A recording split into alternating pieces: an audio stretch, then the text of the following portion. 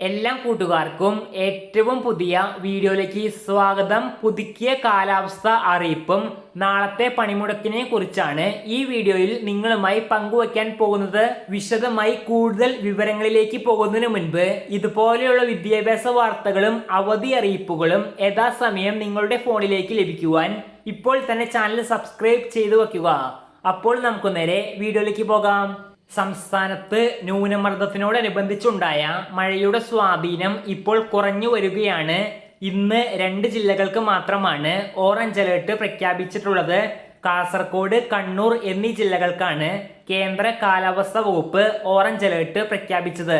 നാളെ കോട്ടയം ജില്ലയിലും മറ്റു ജില്ലകളിലുമുള്ള ദുരിതാശ്വാസ ക്യാമ്പുകളായി പ്രവർത്തിക്കുന്ന വിദ്യാഭ്യാസ സ്ഥാപനങ്ങൾക്ക് മാത്രമാണ് അവധി ഉള്ളത്.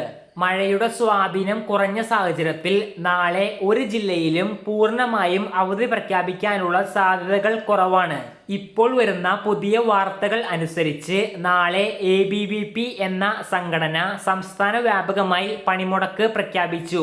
ITIകളിലാണ് നാളെ ഡിസംബർ 4-ന് പണിമുടക്ക് ഉണ്ടായിരിക്കുക. സ്കൂളുകളെ ഇത് ബാധിക്കില്ല. ഈ വീഡിയോ ഇവിടെ അവസാനിക്കുന്നു. ഇതുപോലെയുള്ള വിദ്യാഭ്യാസ വാർത്തകളും അവധി അറിയിപ്പുകളും തത്സമയം ലഭിക്കുവാൻ ഇപ്പോൾ തന്നെ ചാനൽ സബ്സ്ക്രൈബ് ചെയ്തു വയ്ക്കുക. നന്ദി.